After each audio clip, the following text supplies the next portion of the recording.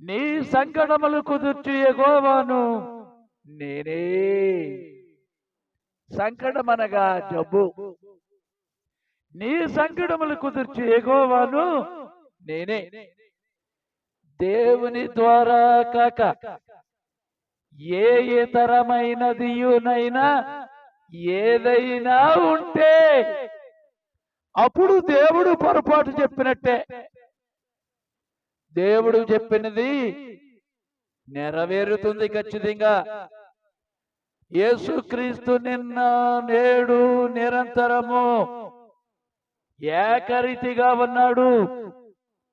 ప్రియులారా, మోషే గారు అరణ్యములో ఐగుప్తులోంచి ఇశ్రాయేలీయులను తీసుకుని వచ్చినప్పుడు 2 మిలియన్ల మంది ప్రజలు.